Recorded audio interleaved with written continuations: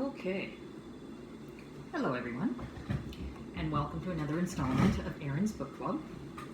I have another book review to do, and this is one that makes me feel super accomplished because it was actually very scary to start.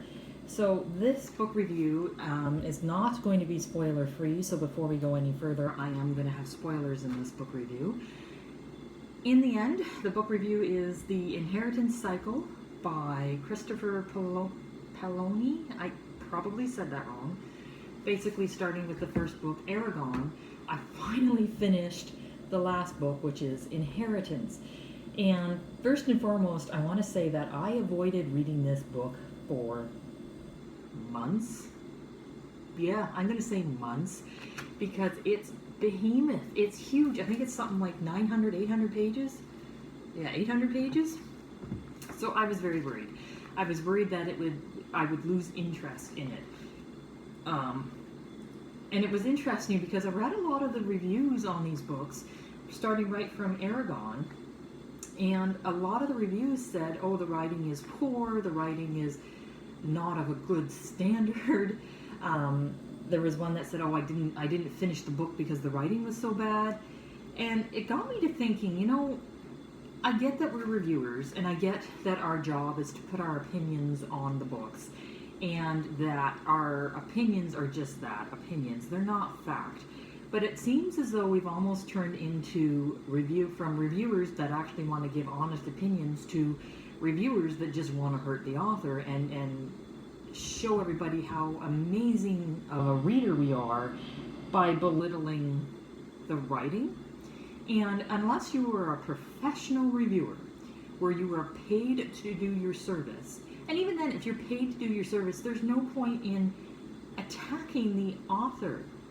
Like, if you find that the writing is that poor that you feel that you need to go into a public platform and attack the author, then maybe do your critique in a different manner. Just say, this isn't the writing that I prefer. Because quite honestly, yes, the first Aragon book, I found the writing rather immature, but at the same time, I think this was his first book, and I think he was young.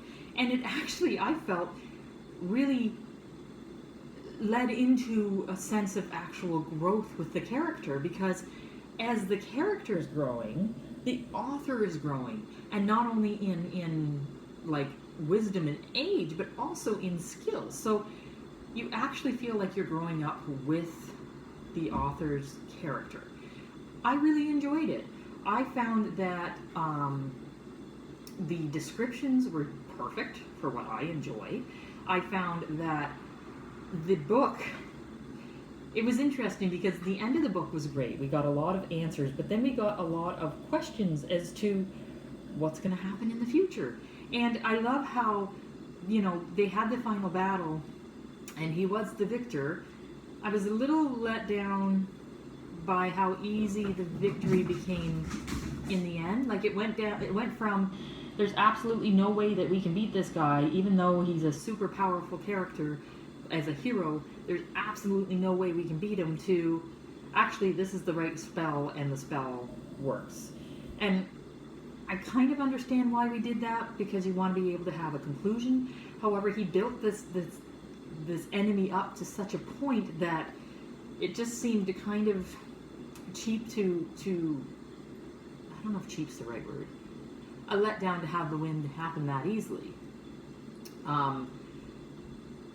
At the same point, I still enjoyed it. And what I really enjoyed is, after the win happened, the book wasn't over. There was still, and don't get me wrong, I hate politics. I hate politics, and I hate governing things, but in the end, there was still the politics of it, and there was two different dynamic views on it. It was the politics of the victor, and who is then going to become the new High King or Queen, and that was interesting. But then there was also the politics of the villages that were siding with the enemy, who maybe didn't mind the enemy. And the concept of, one of the biggest fighting points was, let's control these magicians because they're too powerful. Well, the common man in the series would be all for controlling the magic, because they don't have magic and they're already being oppressed. So the fact that when Galbatorix was actually destroyed, then there were still some town folks that wanted to be with Galbatorix was realistic, and it made it very very believable. Ishi has an opinion. Ish, one off. Ishi has an opinion, but it made it for a good read, and I enjoyed the ending. I really wish that he comes back into this world and writes about this world again. I don't know if he does. I don't know if I liked the fact that his love interest also got bonded with a dragon, and after everything that he's been through, they still aren't together. Like, that was kind of tragic, but it also made, again, for a real story. I don't really have anything too terrible to say about the book. I thought the writing was good. I thought the education of the reader as to how to pronounce things and world building, I thought it was all really well done, and I really enjoyed the book. So I guess I have a different opinion of most of the critics, saying that it's a childishly written book that has poorly descripted fight scenes, because I enjoyed it. I really did. I thought it was a good story, and I feel pretty accomplished for reading all of these. I think this is the first actual big series that I've read this year. So I guess that's all I have to say about the Eragon series, and I will let you know when I have another book read.